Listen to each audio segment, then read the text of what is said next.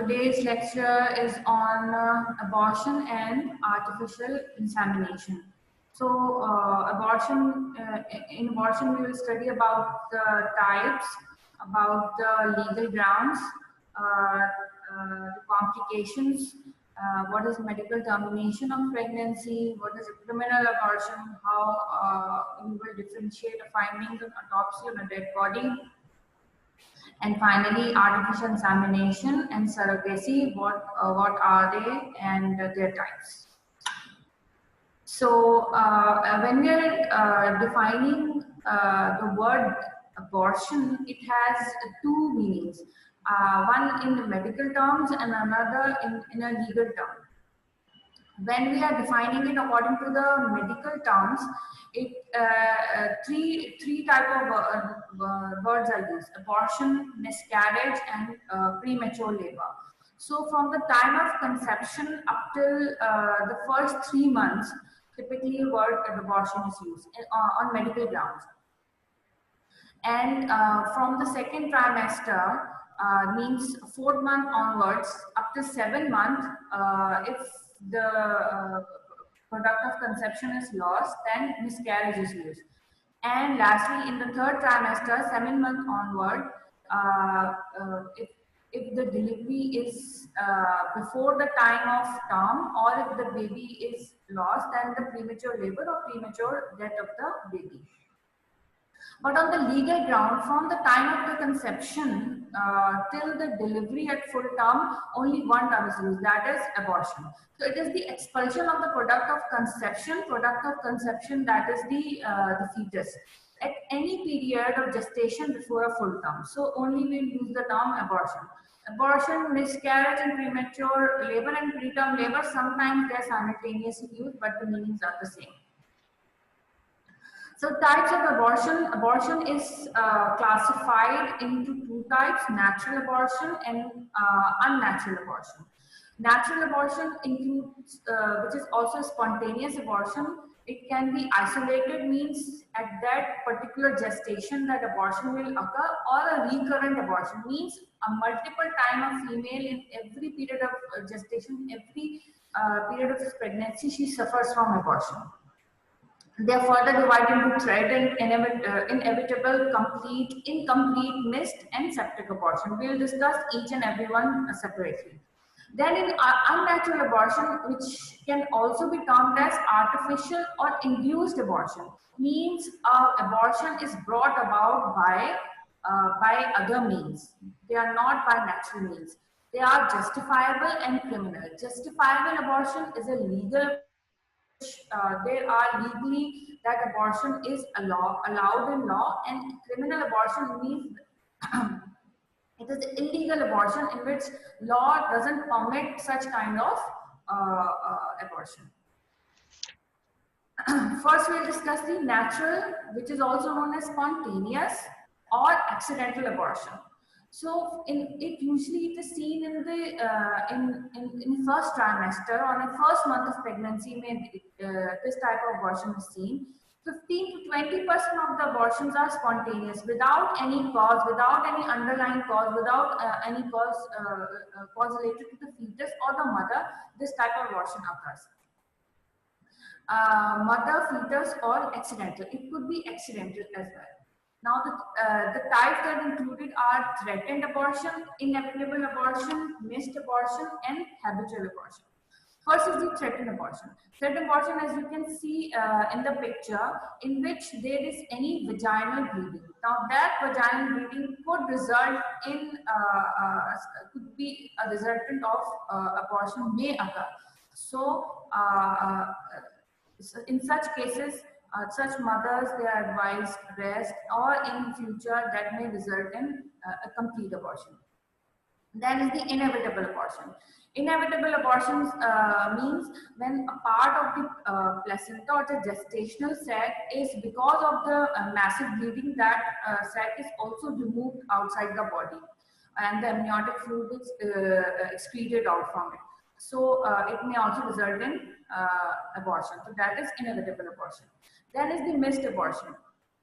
Missed abortion means the amniotic fluid in the cavity, it becomes scanty, that may result in abortion. Then is the habitual abortion. Habitual abortion means a female in her consecutive 3 or more pregnancies, she suffers from abortion, that is termed as a habitual abortion. अच्छा, natural abortion जो होती है, जो causes होते हैं, that would be related to the cervical और the ovarian causes, either cervical tumour और ovarian tumour. That could be related to mother or fetus RH compatibility. That could be related to the toxemias of pregnancy. Either the mother is suffering from a hypertension or she is a diabetic, or it could be related to any stress or emotional distress. Either it could be due to hormonal imbalance. So these are all because of natural causes. Or if the causes are related to the fetus, like if the fetus suffering from any chromosomal abnormality, that may also result in natural or spontaneous or accidental abortion. Now the unnatural abortion. Unnatural abortion, as we have discussed, justifiable. Justifiable means according to the legal provisions of the country, that pregnancy can be aborted. And criminal means according to the provisions of the country in where the abortion is illegal, but still the intention is to get rid of the products of conception by illegal means. So justifiable abortion, in certain countries, justifiable abortion को term करते हैं according to the medical termination of the pregnancy. तो इसमें they are referred as the medical termination of pregnancy act, that is MTP act. According to that grounds, pregnancy को जो है terminate कर सकते हैं.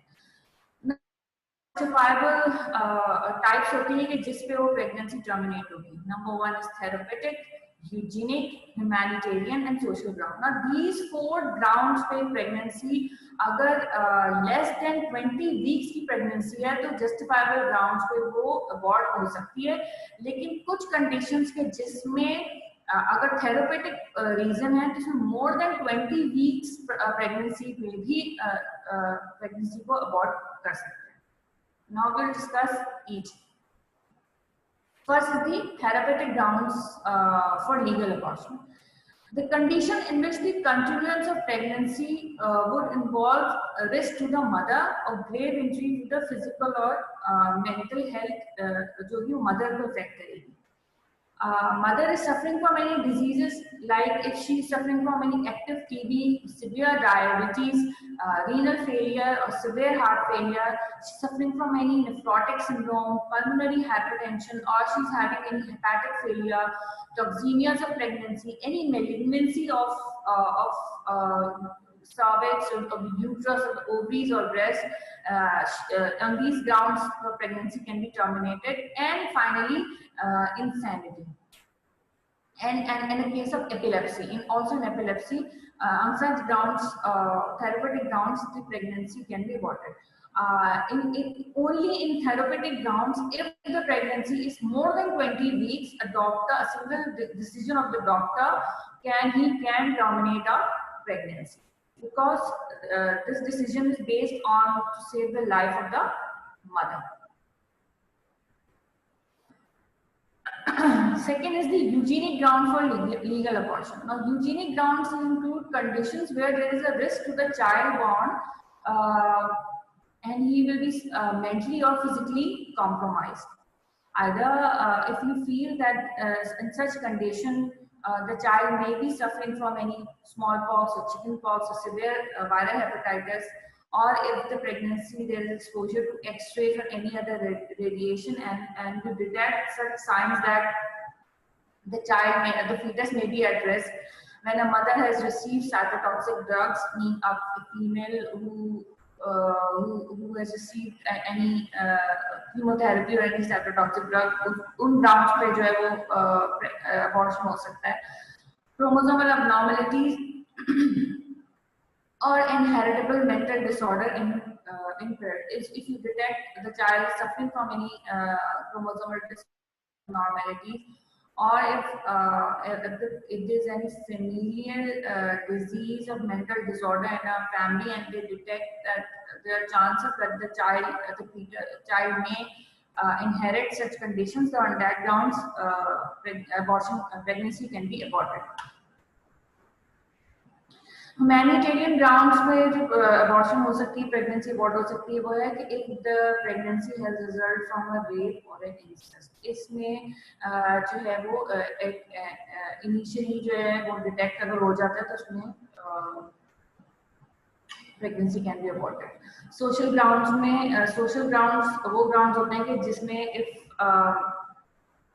if the female already taking any contraceptive and she doesn't want to have a baby for any such reasons, if she's means if she is there's an underlying, she's suffering from a disease, on that conditions pregnancy can be aborted. If on socio-economic reasons, suffering from a poverty, pregnancy can be aborted. Already a subnormal means the couple already has a subnormal child at home, and that child needs more time parents, and on that ground the pregnancy can be aborted. अच्छा, उसके बाद है criminal या illegal या unsafe abortion. Two methods are used for criminal abortion या illegal abortion: use of drugs and use of wire. Now keep in mind that criminal abortions में हमेशा intentions जो होती हैं वो actus reus भी होता है और mens rea भी होता है. There is evil thought and there are evil actions involved. जब ड्रग्स और वायलेंस की बात आती है तो उसमें जब when such case is brought in notice to the doctor, to keep in mind that at what period of gestation the pregnancy was aborted. Usually in the first month when a female detects that she is pregnant, then the mode of abortion is always drugs. Now drugs can be medical tablets could be used, or sometimes any crude method is used, because in such cases if they go to a clinic, because in Pakistan abortion is illegal and it cannot be done in a small setup, so what they do is that they use other means. Now those means can be a drug that could be either they could be directly acting on the uterus, or they could be indirectly acting on the uterus. Those drugs which are directly acting on the uterus, इसको ecobolics और emmenagogues कहते हैं. Ecobolics are those drugs जो कि uterine contraction को increase करते हैं, क्योंकि first month of the pregnancy होती है, तो उसमें जब यूट्राइन कॉन्ट्रैक्शन को इंक्रीज आर्टिफिशियल मीन्स के थ्रू किया जाता है तो प्रोडक्ट ऑफ कंसेप्शन जो है वो एक्सपेंड आउट होता है. उसमें जो क्रूड मेथड्स यूज किए जाते हैं वो है दो सब्सटेंस होते हैं जो कि easily over the counter available नहीं होते, बट कॉमनली जो स्मॉल क्लिनिक्स या डाइज वगैरह होते हैं, नर्सेज होते हैं, they get that option from them. अब उसमें कॉमनली यूज होते हैं एर्गोट, क्विनीन. एर्गोट और क्विनीन ये सारे जो हैं पॉइजन्स हैं जो कि वेजिटेबल या कार्डियक ओरिजिन्स के होते हैं. इसी तरह कॉटन रूट बात आती है, जैसे पिक्चर नजर आ रही है. अब ये कॉटन रूट, तो इसमें किस तरह इसको यूज किया जा सकता है, इसकी जो बार्क है, वुडन जो बार्क होती है उसको यूज किया जाता है, और जिसकी वजह से इस पे इसको just they only place that bark inside the uterus for a prolong period of time. उसमें ये होता है क्योंकि that is a foreign object और इसकी अपनी कुछ केमिकल कॉम्पोजिशन होती है जिसकी वजह से यूट्रस में कॉन्ट्रैक्शंस होती हैं, and then the product of conception is extracted out. और यहाँ पे prostaglandins का भी available मिलते हैं, कुछ extracts होते हैं, उसको यूज किया जाता है. इसी तरह emmenagogues होते हैं जो कि जिनका एक्शन होता है कि वो uterine जो menstrual flow है उसको increase करते हैं. अब उसमें synthetic estrogens होते हैं, ये oil of 7 या borax होते हैं. Borax is basically it's a kind of commonly घरों में भी यूज होता है. ये जो डिटर्जेंट्स वगैरह होता है, इट्स पार्ट ऑफ इट. तो ये जो पिक्चर में नजर आ रहा है पाउडर फॉर्म में ये बोरैक्स होता है. इसको एनी अल्कलाइन सॉल्यूशन या वाटर के साथ मिक्स किया जाता है तो इसमें बबल्स बनते हैं, सोपी सॉल्यूशन बनता है. Now that soapy solution is then put inside the cervix, in the vagina and such that alkalinity increase, उसकी वजह से फिर menstrual flow जो है वो increase होता है। इसी तरह ड्रग्स जो है जो इनडायरेक्टली एक्ट करते हैं, यानी कि उनका एक्शन यूट्रस पे नहीं होता, उससे किसी और मीन्स से होता है, यानी कि किसी और सिस्टम पे होता है, पर इनडायरेक्टली जो है वो इफेक्ट करते हैं यूट्रस। तो कॉमनली जो यूज किए जाते हैं वो इमेटिक्स, परगेटिव्स एंड मेटल्स होते हैं। Metals mean lead is commonly used, और लेड प्रिपरेशन वगैरह होती है वो उनका इफेक्ट यूट्रस पे नहीं होता, लेकिन वो अबॉर्शन करा सकते हैं। लेकिन बात आता है होता है जब ये इनडायरेक्ट मीन्स यूज किए जाते हैं, इनका effect sometimes they are not constant नहीं होता है, मोस्ट प्रोबेबली इफेक्ट ना करे। कैस्टर ऑयल वैसे भी आप लोगों ने सुना होगा कि हमारे यहाँ होता है कि take castor oil because it's purgative, तो वो जीआईटी की मोटिलिटी को इंक्रीज करते हैं। Initial month of the pregnancy होती है जिसकी वजह से फिर वो यूट्राइन कॉन्ट्रैक्शन को भी इफेक्ट करता है और ब्लीडिंग होती है, प्रोडक्ट ऑफ कंसेप्शन जो है वो स्वीट आउट होता है। तो कैस्टर ऑयल जो होता है वो दोनों फॉर्म्स में, अगर वो सीड फॉर्म में भी और ऑयल फॉर्म में, दोनों फॉर्म में उसको यूज किया जाता है। फिर है यूज ऑफ वायलेंस। अच्छा, ये तो जो ड्रग्स जो थी वो फर्स्ट मंथ के लिए यूज होती है कॉमनली, लेकिन अगर जनरल वायलेंस होता है और लोकल वायलेंस होता है। जनरल वायलेंस में होता है कि जब फीमेल को पता चल जाता है कि फर्स्ट सेकंड मंथ में कि now that the drug that she has used now it is ineffective, now the other means are employed. General violence में आता है severe exercising, riding, jumping from height. अब इसमें एक्सीडेंटल भी हो सकता है और इसमें थ्रू इंटेंशंस के थ्रू भी हो सकता है। दोनों तरीकों से जो है ये अबॉर्शन हो सकता है। तो अगर इंटेंशन होगी तो क्रिमिनल अबॉर्शन हो जाएगा, और अगर if she didn't know that she was pregnant और उसमें ये बाय दिस मींस ये मेथड यूज किए जाते हैं तो ये एक्सीडेंटल अबॉर्शन होता है। तो ये सारी कैसे पता चलेगा ये एक्सीडेंटल है या क्रिमिनल है? Through history and examination. फिर है लोकल वायलेंस, जो कि लोकल वायलेंस उस वक्त अप्लाई किया जाता है जब she knows that now there is no way out, और 3rd to 4th month onwards she needs to, उसमें फिर मैनुअल इंटरवेंशन यूज होती है। तो उसमें है इसमें 3 टाइप्स के इंटरवेंशन होते हैं, unskilled, semi skilled and skilled person होते हैं। अनस्किल्ड उस वक्त होगा कि she has a female can employ by herself and or she can ask someone। अब उसमें सेल्फ इंस्ट्रूमेंटेशन होती हैं, लाइक नीडल, पेंसिल या हेयर पेन यूज किया जा सकता है। अब ये method, that's why it is referred to as unskilled interference, जिसमें क्रिमिनल अबॉर्शन में कॉमनली इसको यूज किया जाता है। या अबॉर्शन स्टिक होती है। Abortion stick is a thin wooden stick 15 to 20 centimetre long.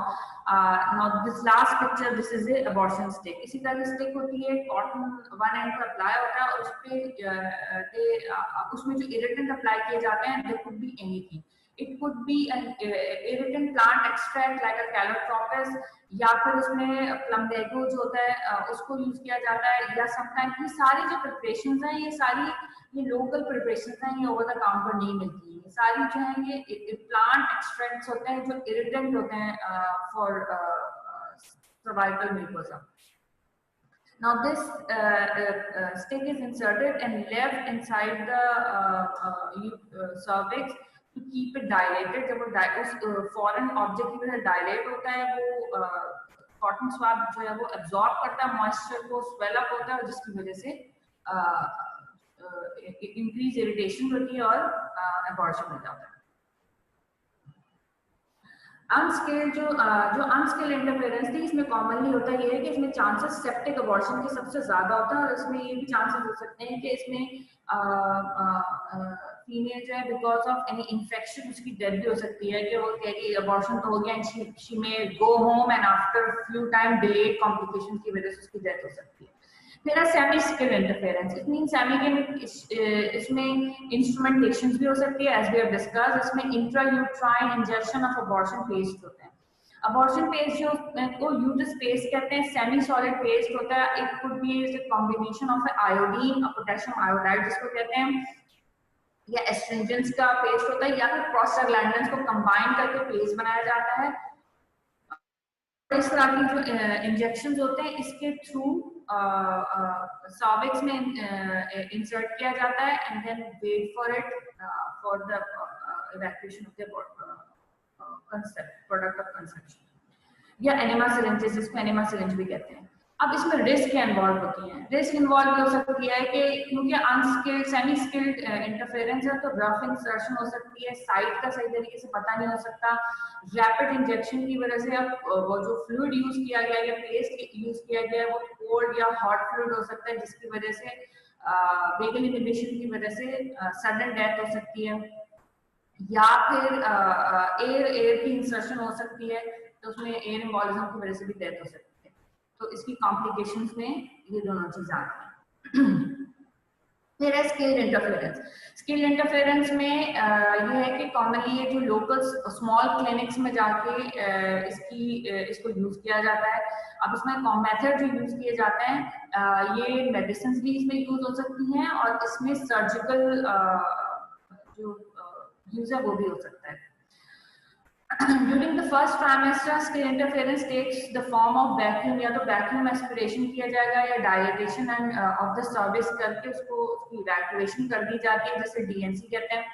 Second trimester में प्रोस्टाग्लैंडिन्स दे सकते हैं, अगर डायरेक्टली ओरल रूट के थ्रू दे सकते हैं या फिर दो टैबलेट्स जो प्रोस्टाग्लैंडिन्स टैबलेट्स होती हैं मिजिप्रोस्टोल, उसको 4 to 5 टैबलेट्स जो है वो डायरेक्ट उसको वजाइना में इंसर्ट कर दिया जाता है।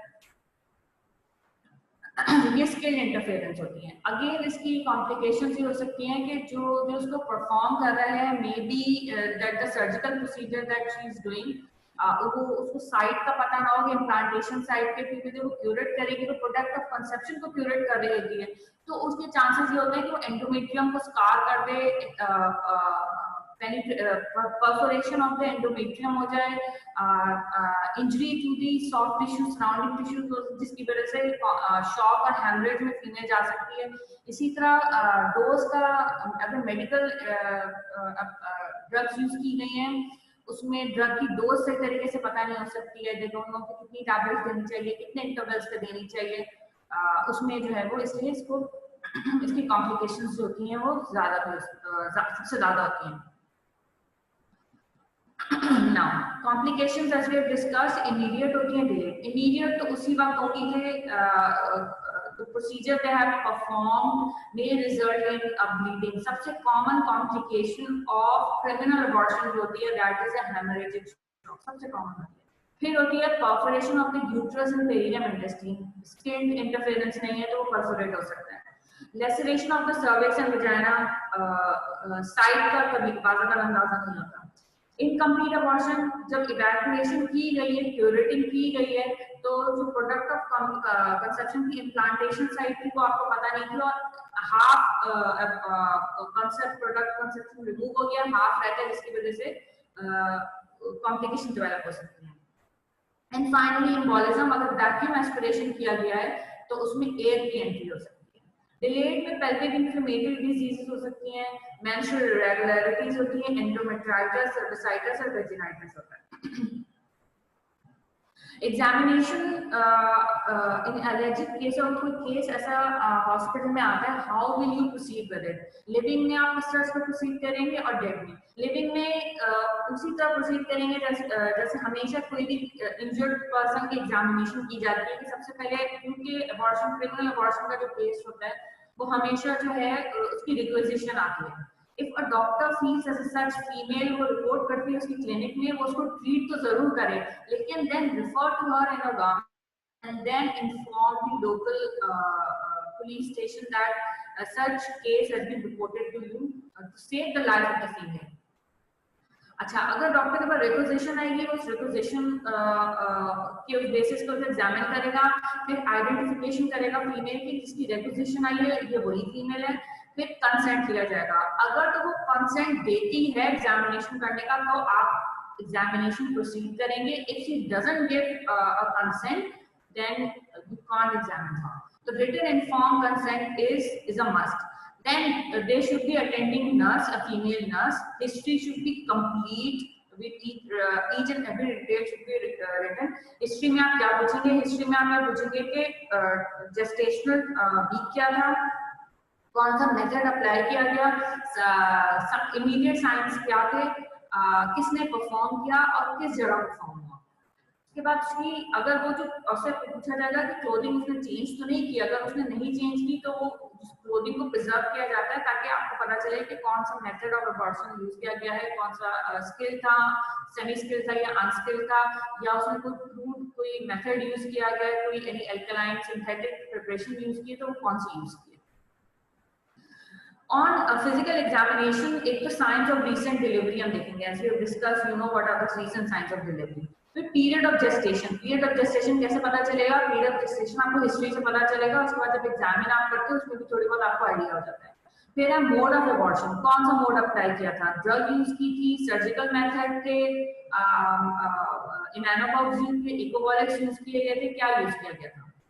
अच्छा, टाइम कितना हुआ है, कब परफॉर्म किया था और रिपोर्ट कब कर रही है, टाइम भी मेक करना होता है। प्रोडक्ट ऑफ एक्सपर्जन उसके बारे में नोट करना होता है कि किस तरह का प्रोडक्ट, अगर तो वो sometimes they bring that product of conception की ये चीज है तो उसको भी प्रिजर्व करना होता है। फिर एब्डोमिनल वॉल जो है ये पेरिनियम रीजन को एग्जामिन किया जाता है।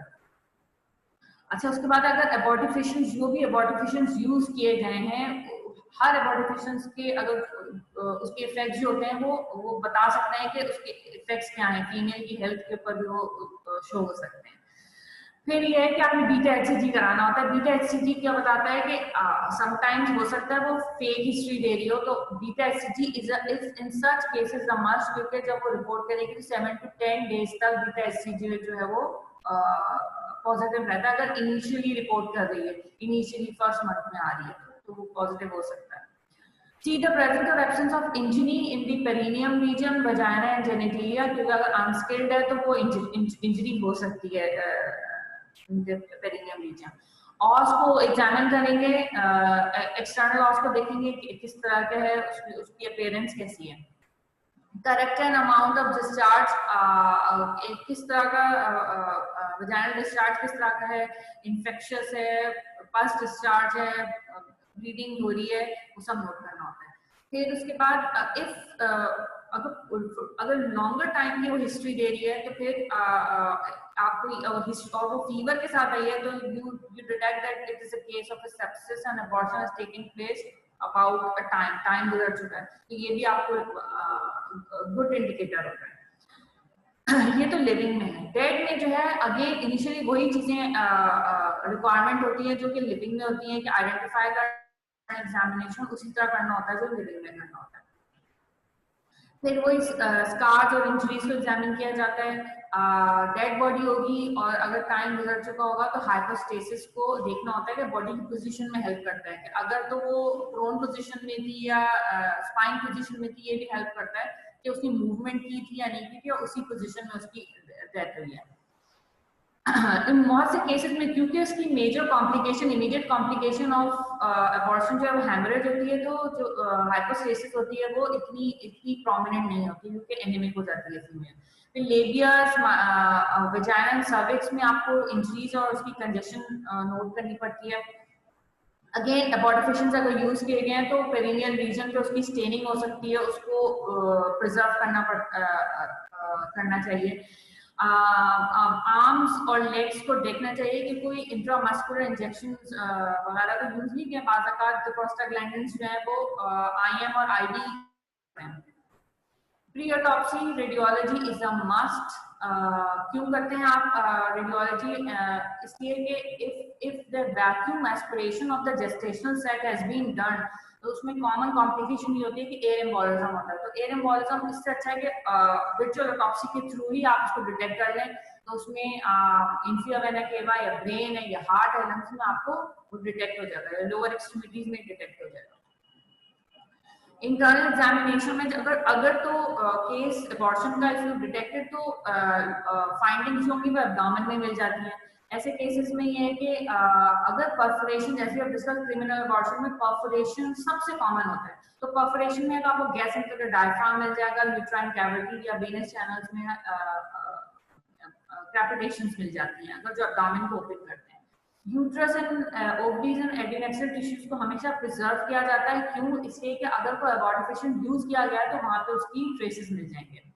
और जो फ्लूइड जो वजाइना में फ्लशिंग होती है उसको हमेशा प्रिजर्व किया जाता है और केमिकल टेक्नोलॉजी में सेंड किया जाता है ताकि पता चले कि cause of death was because of criminal means of abortion. अगर इंस्ट्रूमेंटेशन ऐसे प्रीवियसली जैसे इंस्ट्रूमेंटेशन होती है तो कॉमनली यूट्रस ही परफोरेट होता है। जब यूट्रस परफोरेट होता है तो इसके साथ साथ अगर अनस्किल्ड होते हैं तो उसमें नेबरिंग ऑर्गन्स भी समटाइम्स इंजरीज उसमें मिलती हैं, लाइक इंटेस्टाइन और ब्लैडर में भी इंजरीज मिल जाती हैं।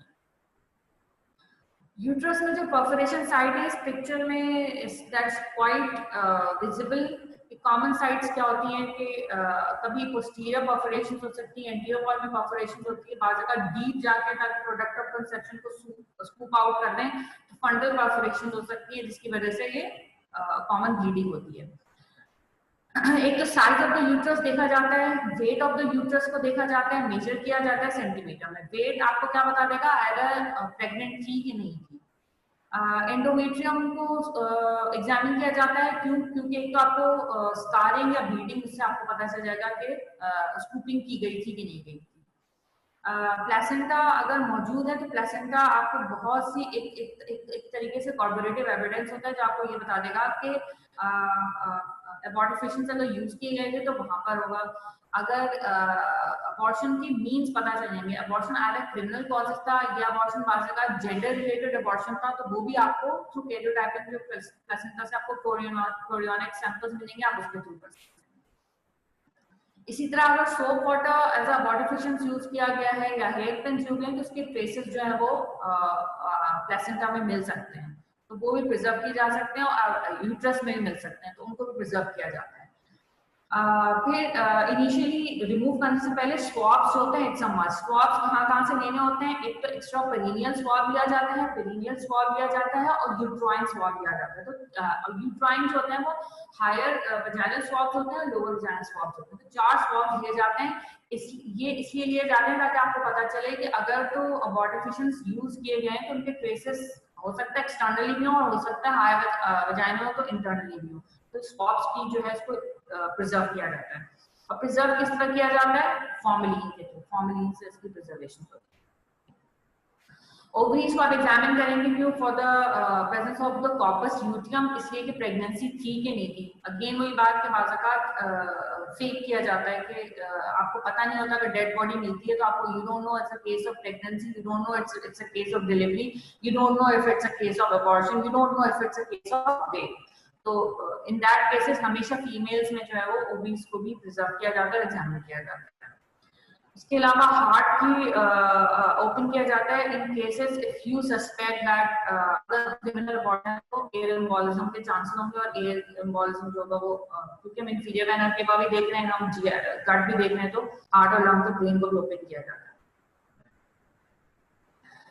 ओके जब अगर तो अबॉर्टेड मटेरियल मौजूद है विद द डेड बॉडी तो वेरी गुड, और अगर नहीं है तो फिर तो जो हमने डिस्कस पहले किया यूट्रस और प्लेसेंटा के थ्रू आप एग्जामिन कर सकते हैं। अगर अबॉर्टेड मटेरियल मौजूद है तो आपको स्ट्रॉन्ग एलिगेशन दे सकता है कि it's a case of criminal abortion.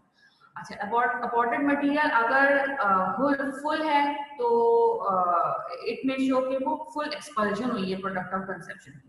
लेकिन अगर पीसेस में है तो ये तो स्ट्रॉन्ग एविडेंस होता है for acts Reis and veins रिया के, जिसमें बॉडी पार्ट्स को स्कूप आउट करके एवरी स्कूप में बॉडी पार्ट को रिमूव किया गया है, जैसे पिक्चर में शो किया है इस तरह बॉडी पार्ट्स को रिमूव किया जाता है every scoop.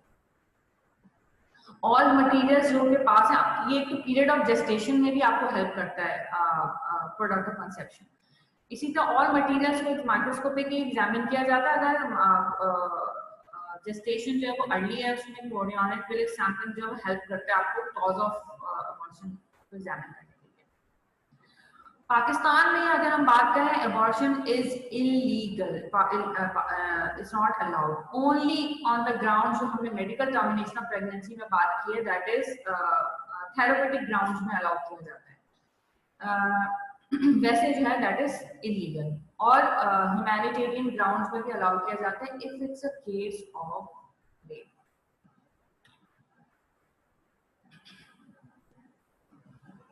Now medical termination of pregnancy, medical termination as we have discuss, उसमें जो डॉक्टर के रोल आते हैं उसमें डिपेंड करता है। अगर लेस देन 12 वीक्स है, लेस देन 12 वीक की प्रेगनेंसी है तो single doctor can, medical officer can decide that on the basis of medical termination pregnancy, on the basis of therapeutic grounds, humanitarian grounds, hygienic grounds और social grounds पे pregnancy को terminate कर सकता है with informing his seniors. Between 12 to 20 weeks जो होगी वो 2 medical officers की जो होगी। क्यों? ये हो सकता है कि उसमें उसकी इतनी एक्सपर्टीज ना हो तो वो अपने सीनियर की with consent with his signature उस प्रेगनेंसी को टर्मिनेट करेगा। अच्छा, फिर है after 20 weeks medical termination cannot be done except in emergency conditions. Emergency conditions कौन सी होंगी? Emergency conditions होंगी therapeutic grounds में to save the life of the mother, in which he can single-handedly a duty doctor who is present at the time can decide to terminate the pregnancy. कौन करेगा? Registered medical practitioner, registered with PMDC। Government hospital में termination होगी written inform consent के साथ termination, और अगर minor है तो गार्डियन की कंसेंट होगी, मेजर है तो उसकी कंसेंट से हो सकता है। अब जो रजिस्टर्ड प्रैक्टिशनर होगा ही should have an experience in handling such. कौन से मेथड्स कॉमनली यूज होते हैं? दोनों होते हैं, मेडिकल भी होते हैं, सर्जिकल भी होते हैं। मेडिकल मेथड में सबसे कॉमन जो प्रोस्टाग्लैंडिन्स यूज होते हैं दैट इज मिफेप्रिस्टोन, मीसोप्रेस्टोल होते हैं। फिर डीएनई किया जाता है और वैक्यूम एस्पिरेशन किया जाता है, ये मेडिकल होते हैं। सर्जिकल मीन्स में जो है जो कि सेकंड की फर्स्ट ट्राइमेस्टर में मेडिकल मीन्स यूज कर सकते हैं। सेकंड ट्राइमेस्टर में जो सर्जिकल मीन्स यूज कर सकते हैं उसमें है डीएनई डायलेटेशन एंड इवैक्यूएशन कर सकते हैं। इंट्रायूट्राइन हाइपरऑस्मोटिक सॉल्यूशंस होते हैं जिसमें आयोडीन या प्रोस्टाग्लैंडिन्स के सॉल्यूशंस को इंसर्ट किया जाता है और अबॉर्शन को कैरी आउट फॉर्म किया जाता है। या ऑक्सीटोसिन, आईवी ऑक्सीटोसिन भी दी जा सकती है और या फिर हिस्टेरोटोमी भी की जा सकती है। देयर सर्जिकल बहुत सारे ऑप्शंस होते हैं। Then artificial insemination. As the name suggests, artificial insemination means the artificial introduction of semen into the vagina or cervical uterus to bring about pregnancy in such females who are unable to carry on a pregnancy, a full-term pregnancy. इसके 3 types के होते हैं। Artificial insemination husband, in which the donor is the husband. Artificial insemination donor, in which the other person from the donor pool. And artificial insemination husband and donor, जिसमें pooled donor होता है, इसमें husband और donor दोनों के semen होते हैं and then they can be inserted into the female to bring about the pregnancy. Types of artificial insemination सबसे कॉमनली ये सारे टाइप्स हैं। इंट्रायूट्राइन होता है, इंट्रासर्वाइकल होता है, इंट्राट्यूबल होता है और इंट्रावजाइनल होता है। इन सब में जो सबसे कॉमन होता है वो intrauterine intrauterine insemination, IUI insemination. Intra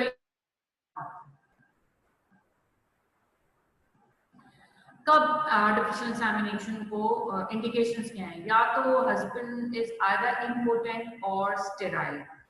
If when the husband is suffering from a hypospadiasis or epispadiasis, when there is RH incompatibility between a husband and a wife, when the husband is suffering from any hereditary diseases, when a female has a problem with ovulation, when a female has a cervical abnormalities and sperm qualities of the husband is very poor. So these are all the indications for artificial insemination. Acha, this artificial insemination. When we discuss the medical legal aspects, let's discuss what is the current status of artificial insemination in Pakistan. Pakistan में होता है artificial insemination, but the donor is the husband. The donor is not some third person. The donor is also husband. क्यों? अब इसमें legal formalities आती हैं। क्यों? क्योंकि if the female conceive and the donor is the husband, question आता है legitimacy का, तो the child is legitimate। फिर अब ये medical legal सारे उसी के ऊपर बेस करते हैं। Adultery की बात आती है, there is no case of adultery. Why? Because the donor is the husband and they are lawfully wedded, so the adultery का case involved नहीं होता। Nullity of marriage and divorce. Nullity and marriage and divorce जो है वो if the husband is important तो उसमें तो हो सकता है, लेकिन स्टेराइल में अगर ये हो तो उसमें नल एंड वॉइड नहीं होता।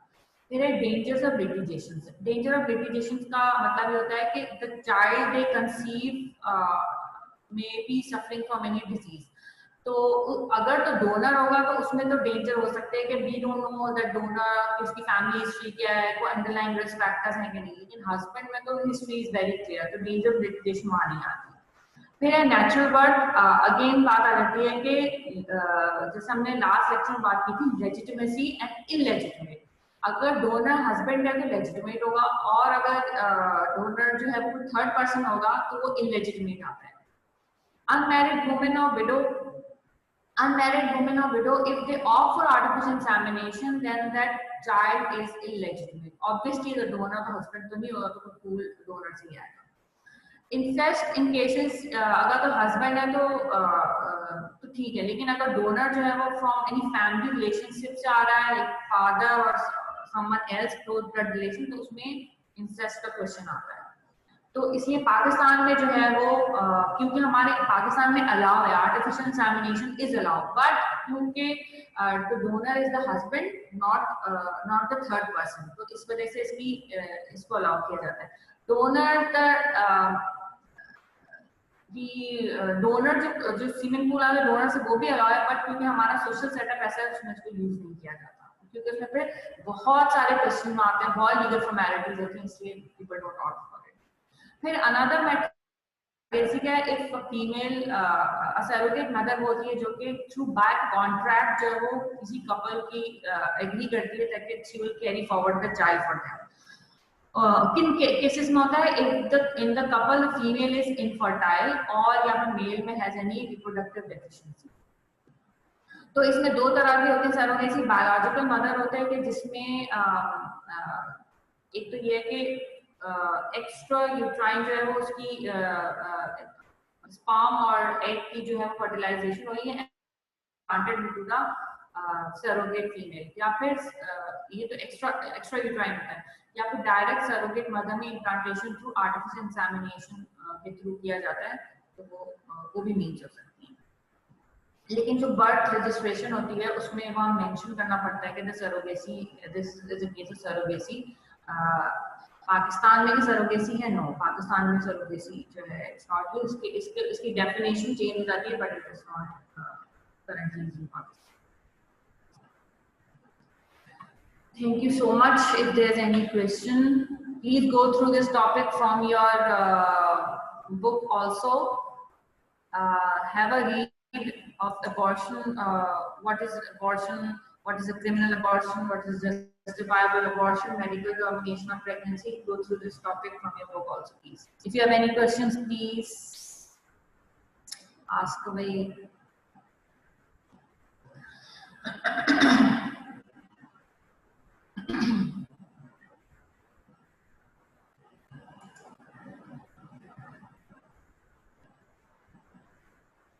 Yes, Farooq.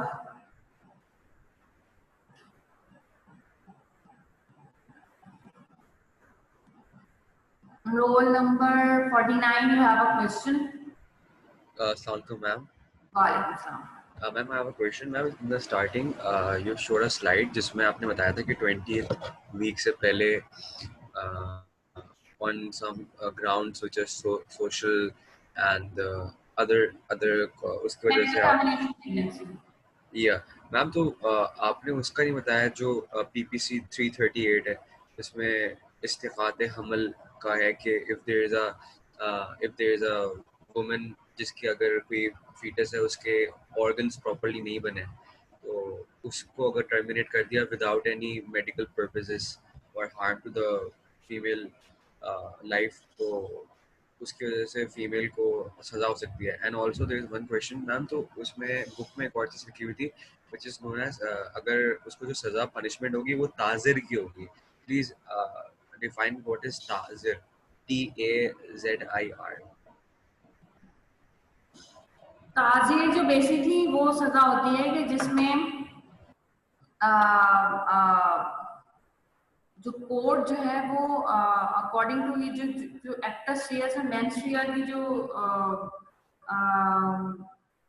कॉज आती हैं अकॉर्डिंग टू दैट इसमें अप्लाई होता है। लेकिन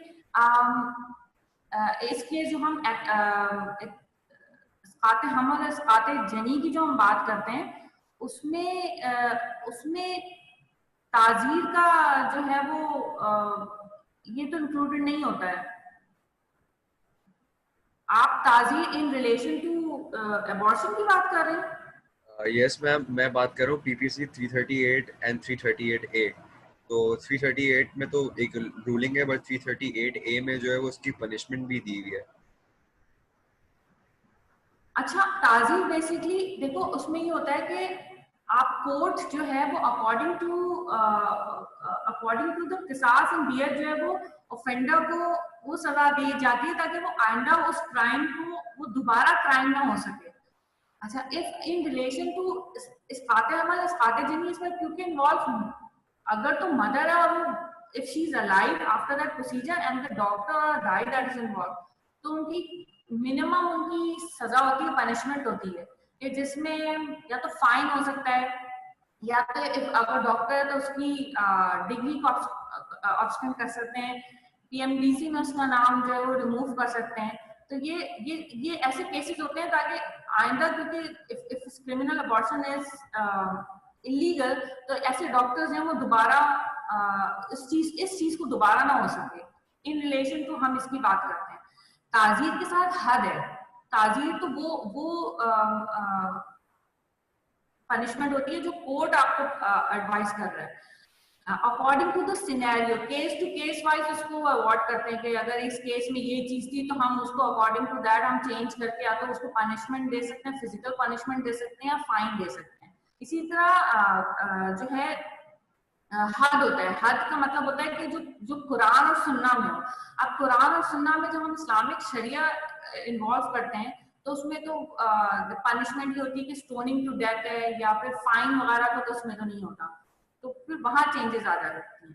लेकिन ताजीर जो है वो अकॉर्डिंग टू केस, अगर तो वुमेन सर्वाइव कर जाती है, अबॉर्शन का केस है फॉर एग्जांपल, अगर she survives and criminal abortion किया गया है तो उसमें पनिशमेंट जो होगी ज्यादा रिमूवल ऑफ नेम होगा या फीमेल पे फाइन होगा, फैमिली पे तो फाइन होगा। लेकिन if the female died in such case तो उसमें तो डॉक्टर की और सिवियर पनिशमेंट होगी, नॉट डेथ बट पनिशमेंट जो होगी वो सिवियर होगी अकॉर्डिंग टू। तो ताजिर में जो आपने कहा कि फाइन नहीं होगा, बट इम्प्रिजनमेंट हो सकती है और डेथ पेनल्टी भी हो सकती है।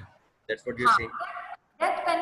डेथ पेनल्टी ना पाकिस्तान में होता है, लेकिन ज्यादातर ये होता है कि ऐसे केसेस में जो है वो फाइनेंशियल पेनल्टी जो होती है या इम्प्रिजनमेंट जो होती है वो ज्यादा होती है, नॉट डेथ पेनल्टी जो होगी वो उतनी नहीं होगी।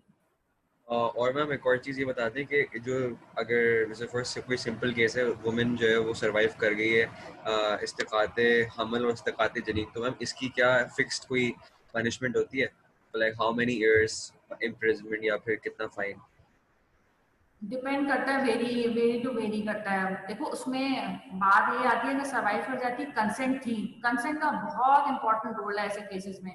या कंसेंट थी अगर, हाँ कंसेंट, अगर कंसेंट थी तो पनिशमेंट की सिवियरिटी कम हो जाती है क्योंकि विद कंसेंट वो कर रही है, वो ये एक्ट अबॉर्शन वो कैरी फॉरवर्ड कर रही है, तो वो उसमें पनिशमेंट जो होगी वो फीमेल की कम होगी और जो if she is doing it alone, और अगर उसमें डॉक्टर इन्वॉल्व है या कोई स्टाफ इन्वॉल्व है तो उसकी पनिशमेंट भी होती है, sometimes 3 years punishment, sometimes 50,000 rupees जो होती है उसकी पनिशमेंट होती है।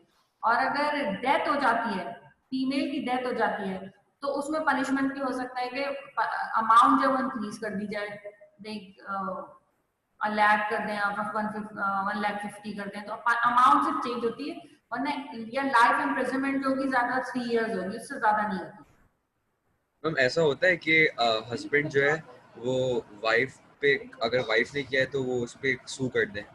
यस, हो सकता है, ऐसा हो सकता है। अच्छा मैम एक और चीज़ कि अगर हम पीपीसी 338 की बात कर रहे हैं तो फिर हमारे यहाँ पे तो फिर 20th वीक वाला तो रूल नहीं अप्लाई होगा ना, लेकिन पाकिस्तान जो आपने बिल्कुल स्टार्टिंग में बात की थी at the start of the lecture. हाँ असल में ये मेडिकल टर्मिनेशन ऑफ प्रेगनेंसी ये एक्ट है, ये इसीलिए इसको लाया गया है कि उन्होंने ग्राउंड्स बता दिए, ऑन दीज ग्राउंड्स जो हमने बात की है ना, थेरेपेटिक है, यूजेनिक है, ह्यूमैनिटेरियन ग्राउंड्स है, तो उन ग्राउंड्स पे अगर कोई मदर या फीटस को कोई डेंजर होता है तो ऑन दैट ग्राउंड जो है वो प्रेगनेंसी को अबॉर्ट कर सकते हैं। लेस देन 20 वीक्स में तो ये हो सकता है, लेकिन अगर मोर देन 20 वीक्स हो तो उसमें बात ये होता है कि प्रेगनेंसी एक्सीड कर गई and female develops such conditions in which अगर प्रेगनेंसी कंटिन्यू की गई तो that will the life of the mother will be in danger. तो उस वक्त मोर देन 20 वीक्स पे थेरापेटिक कि उसमें इंक्लूड कर दी जाती है। Okay, thank you. फिर अगर सोशल ग्राउंड होते हैं या ह्यूमैनिटेरियन वो तो इनिशियली पता चल जाता है, लेकिन थेरेपेटिक का यू डोंट नो, हो सकता है प्रेगनेंसी सेकंड ट्राइमेस्टर में जाए तो उसमें पता चलता है कि नो सिविलिटी जो है वो डिजीजेस प्रोग्रेस कर गई है मदर में या मेलिग्नेंसी मदर ने डेवलप कर ली and she needs a chemotherapy. तो ऑन ग्राउंड्स पे तो आप मोर देन 20 वीक्स पे कर सकते हैं। थेरेपेटिक ग्राउंड्स पे आप टर्मिनेट कर सकते हैं प्रेगनेंसी। या थेरेपेटिक ग्राउंड पे तो शरिया रूलिंग भी अलाउ करता है टू अबॉर्ट। सही है। Okay ma'am. इसकाते जनी तो है कि उसमें तो बॉडी पार्ट्स बने नहीं है, वो तो अलग है, लेकिन इसकाते जनी में बन चुके हैं, लिम्स नहीं बने। एक्टस रियस और मेंस रिया है, समझ में है? Actus reus, you know what is actus reus? Actus reus active thinking, yeah, evil act and evil intention not to save the life of the child and the mother, तो उसमें फिर वो इसकाते जनी में आता है। अच्छा, not to save the life of child and the mother, but अगर मदर ये करे तो इसकाते जनी में आएगा? यस, उसमें दोनों इन्वॉल्व होंगे, दोनों इन्वॉल्व हैं। Okay okay, thank you. Okay.